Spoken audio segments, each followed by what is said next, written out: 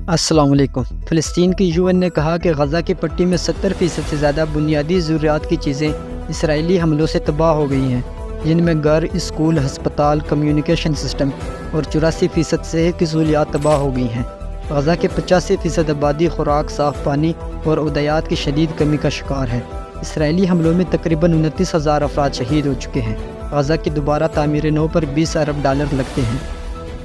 غزہ پر اسرائیلی حملوں کا اندازہ آپ اس تصویر سے لگا سکتے ہیں کہ اسرائیلی فوجیوں نے کس قدر غزہ پر حملے کر کے گھروں کو تباہ کیا ہے۔ غزہ کے شہر خان یونس میں ایک ہسپتال پر اسرائیلی فوجیوں نے چھاپہ مار کر اسے قبضے میں لے لیا اور وہاں کے ڈاکٹروں اور مریضوں کو ہسپتال سے نکال کر مریضوں کی زندگیوں کو خطرے میں ڈال دیا۔ ڈاکٹروں کا کہنا ہے کہ ان کی ٹیمیں مریضوں کا علاج نہیں کر پا رہی۔ جو فلسطینی اسرائیلی حملوں سے بچ گئے ہیں، ان کا ایک ہی سہارا ہے اور وہ فلسطینی UN ہے۔ فلسطین کے لوگوں کی تمام امیدیں اس ادارے سے ہیں۔ یہ ادارہ بڑی مشکل سے فلسطینی کو امداد پوری کر رہا ہے۔ اب اس ادارے نے کہا ہے کہ اگر دوسرے ممالک ہمیں فنڈ نہیں دیں گے تو ہمارے پاس اگلے مہینے یعنی مارچ کے مہینے کے لیے کچھ نہیں بچے گا۔ اسرائیل کے پارلیمنٹ کنیس نے ایک بل منظور کیا ہے جس کا مقصد فلسطینی UN کی کارروائیوں پر پابندی لگانا ہے۔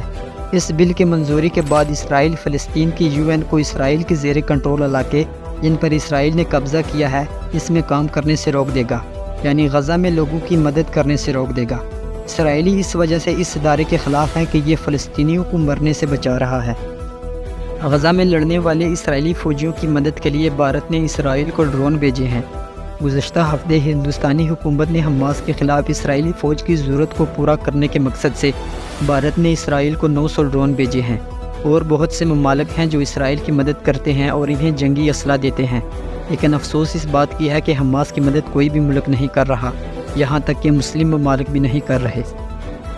برازیل کے صدر نے غزہ میں اسرائیلی کارروائیوں کی مخالفت کی اور غزہ میں جنگ کو بند کرنے کا کہا کہ اسرائیل حماس سے لڑنے کے بہانے غزہ میں خواتین اور بچوں کو قتل کر رہا ہے، اور جب تک فلسطین ایک الگ ریاست نہیں بنتی اس وقت تک امن قائم نہیں ہو سکتا۔ اردن کے لوگوں نے اپنی حکومت پر دباؤ ڈالا اور اردن کی ایک سبزی منڈی پر جمع ہو کر حکومت سے کہا کہ وہ اسرائیل کو سبزی دینا بند کرے۔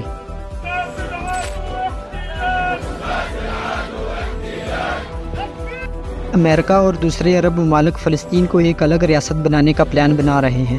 ان ممالک کے حکام کا کہنا ہے کہ اسرائیل اور فلسطین کے درمیان امن کے لیے الگ الگ ریاستیں ضروری ہیں، اور انہوں نے کہا کہ فلسطین کی الگ ریاست کا اعلان اگلے چند ہفتوں میں ہو سکتا ہے۔